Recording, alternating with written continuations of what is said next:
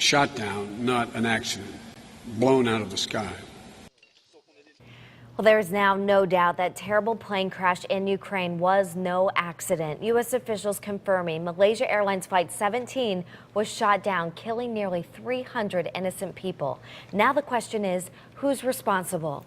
Hi, everybody. Thanks for joining us tonight. I'm Ann Craig. And I'm Darren Kramer. That Boeing 777 was on its way to Kuala Lumpur from Amsterdam when it went down in Ukraine right near the Russian border. And tonight, the U.S. government says the jetliner was taken down by a missile. It is still unclear, though, who fired it. The Ukrainian government is blaming it on pro-Russian separatists, but the rebels deny bringing down that plane. All of the 298 people on board are dead, but we still don't know if any of those victims were Americans. There is still a whole lot of questions about this tonight. Let's go live now to ABC's Marcy Gonzalez. AJ Walker has local reaction, but first to New York City.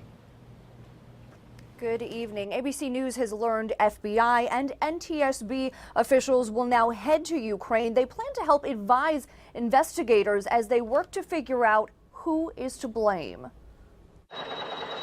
Malaysia Airlines Flight 17 bursting into flames as it crashed in eastern Ukraine this morning. All of the nearly 300 people on board killed. This man watching it all, saying, "I knew it was an airplane right away. It fell over there." Those white streaks raining from the sky, debris from the Boeing 777, falling into fiery masses spread across 10 miles. U.S. officials saying it is clear the plane, traveling at 33,000 feet from Amsterdam to Kuala Lumpur, was shot down by a sophisticated missile. Not an accident, blown out of the sky.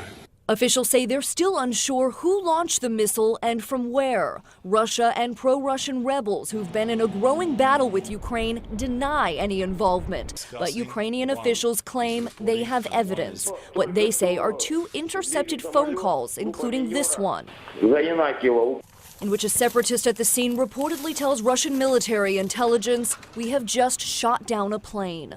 Tonight, the wreckage still smoldering. It's a very grim scene that we're seeing here. The U.S. urging rebels not to move anything, including the plane's black boxes they claim to have found, as investigators make their way to the scene and victims' loved ones wait for answers. And among those on board, at least 3 infants and a group of AIDS researchers traveling to a conference. We're still waiting to learn if any Americans were among the victims. Live in New York, Marcy Gonzalez, ABC News. Now. All right, Marcy, thank you. Tonight, family members desperate for information about the 298 people on board that plane. We're learning a little bit about the passengers tonight. Not all of the nationalities have been identified. We do know there are Australians, Malaysians, and Brits on board, and more than 150 of the passengers were Dutch. A lot of folks tied to this are in disbelief tonight. You get this sick feeling in the pit of your stomach.